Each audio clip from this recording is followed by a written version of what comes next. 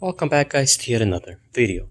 This video is going to be the third episode of the solid engine mount. This engine mount right here is what connects the transmission to the frame rail. This is our last and third motor mount.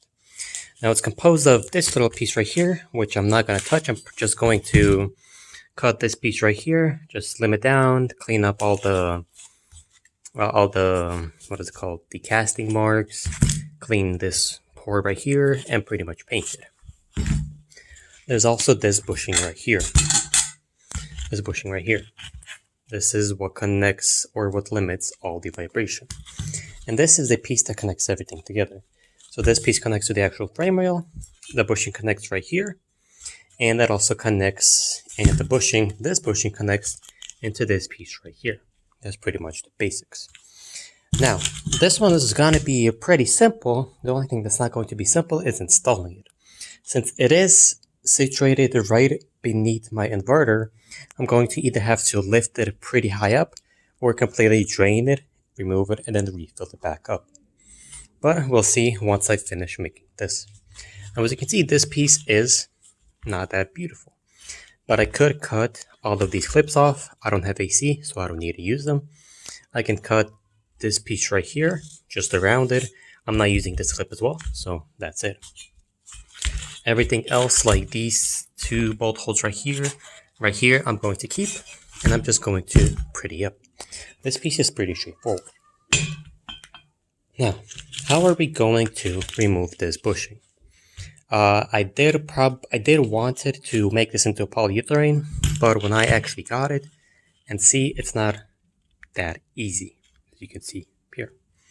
So what I'm gonna do is, there's this giant hole that bolts into the actual transmission. So what I've done here is a little circle. I'm going to cut it out, drill a hole in here, and weld it on top of here. Either on top of it or on the bottom, whichever. Actually, probably gonna do it at the bottom since it's gonna be much more easier. But pretty much just like this. Actually, now looking at it, I don't think I will actually cut out a circle. I think I'll just follow with this groove right here and then weld it like so.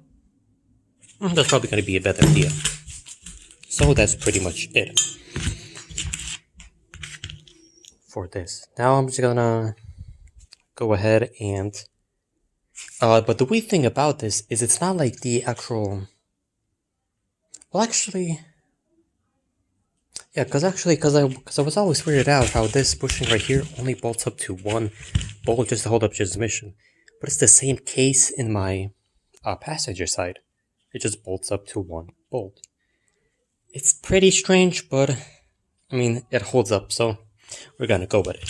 So this piece right here I can already just throw away. I can actually use this for reference point for this.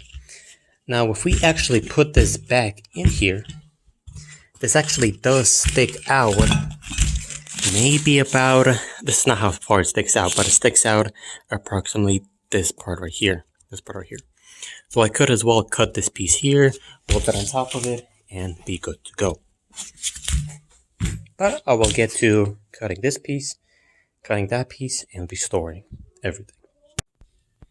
After cutting, grinding, sanding, drilling, wire brushing, all of that good stuff, I have cleaned up and cut it the way I wanted these pieces to look like.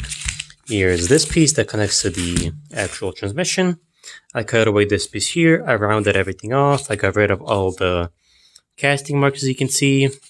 Now spots like these that I can't really get with a grinder or even with a wire wheel, it still couldn't get it completely smooth like this metal here. But it's not really important since the paint that I'll be using to always painting these pieces is some rust reformers, which stops the spread of rust. Even did the same thing to this piece. Again, couldn't get it into all the pieces, like all of these nooks and crannies. You can see right here is not the way I want it to look like, but even with a wire brush, it got rid of most of it. I've also cut away this piece here, that it will sit around like so. The only thing I have to do now is I want to start priming this piece right here. I'm gonna first paint it and wash it to get rid of any surfaces, but like right now I'm touching this, it is pretty smooth. But unlike this piece, which I still have to weld some stuff to it. So I'm gonna have to weld this piece here, and I'm also going to have to cut a slight portion of this piece right here and weld it on top of here. But I'm not going to do that just yet until I've welded this piece onto here, drill the hole through it, and make sure it's all centered. Then I will be able to weld this piece. But from now on, I'll clean this up, paint it, and start welding this piece right here.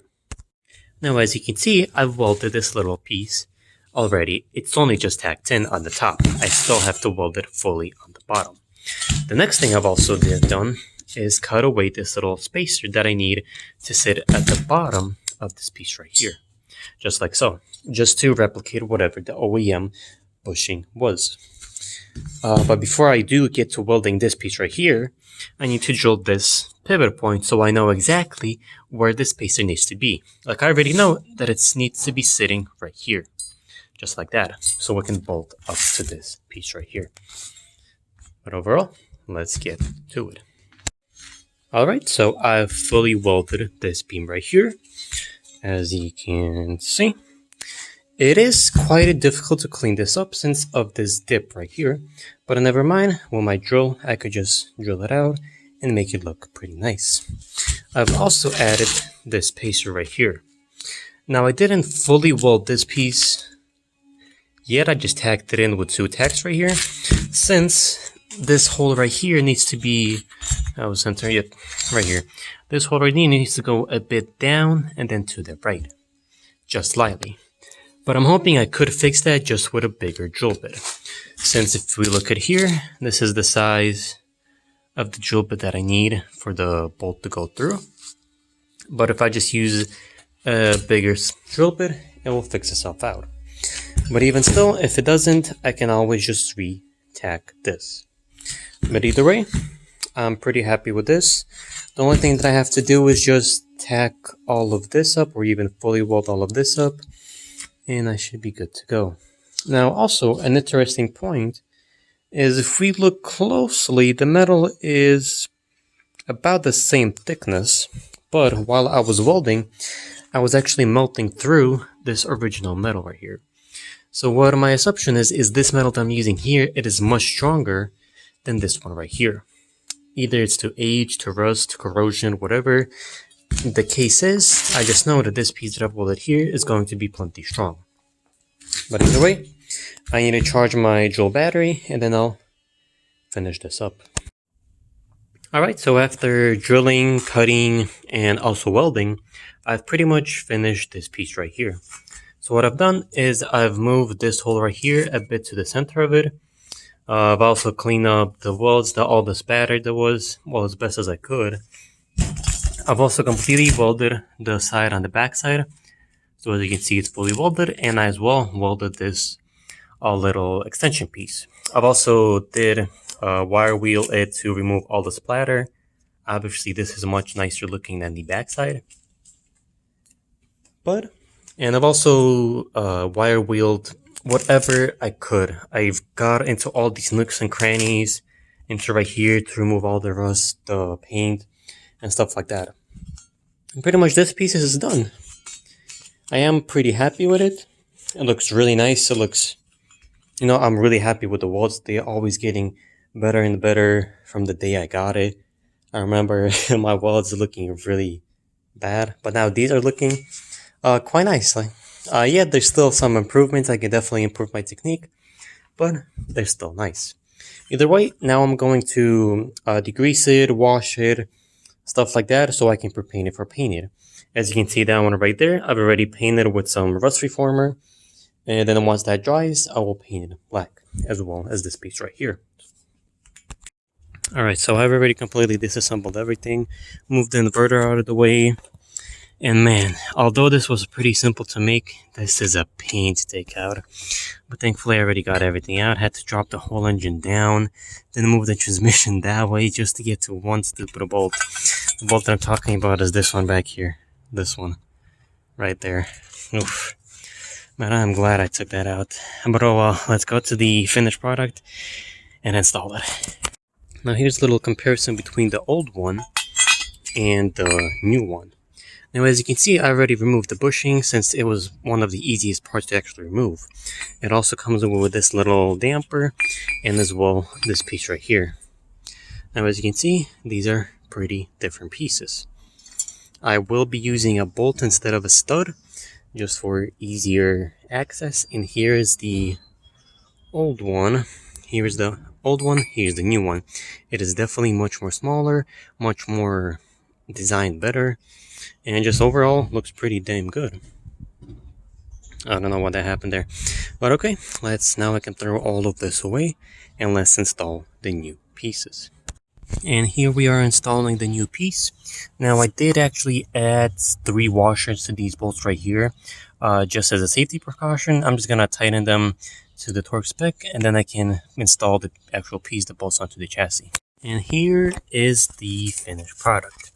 Now I did go ahead and go from the bolt that I've used to an actual stud, since installing this one was way much more easier than actually trying to get the bolt into the little hole. But overall, now I just have to put everything back together. And here is everything finished. I've already bolted up, or yeah, put back together the inverter, put back the strut bar, tighten up that motor mount, and tighten up this motor mount as well. Might as well put the cowl back in here, and now we are pretty much done. The other thing that I'm really happy about is I've already assembled pretty much everything, just didn't bolt it up. And you already can see just how big it is. Like, it's pretty heavy, it's bulky. I just simplified it so much. Like, I am so happy with how this turned out on the car. Alright, so it is quite a bit dark in here, and the interior is looking like an absolute mess since I'm working on the floors right now. But let's go ahead and, either way, let's go ahead and start it and see how it feels. Oops, why is my turn signal on? Let's see. Oh wait, it's not actually turned on. There we go. Alright, let's wait for a while.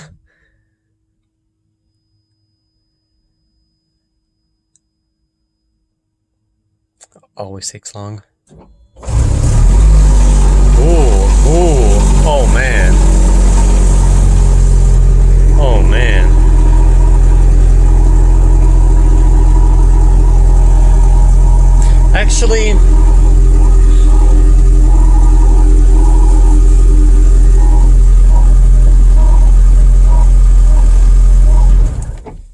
Actually, it doesn't really feel that much difference, but it does make sense since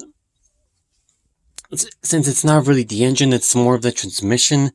But I don't know, I still have to put the seat back in to actually feel and see how it actually is, but just turning it on, it's not really much of a difference. But either way, I'm just really happy that I've actually got it installed. But nonetheless, the one thing before I actually finish off this video is if you actually want to make this yourself, you don't have to necessarily have a welder and weld a little piece in. You could just remove the bushing, make a small little plate with a hole in it, put it on top, and then pull the bolt on the bottom, and that's pretty much it. But I just did it my way since I can, and it's just less of a hassle for me to deal with.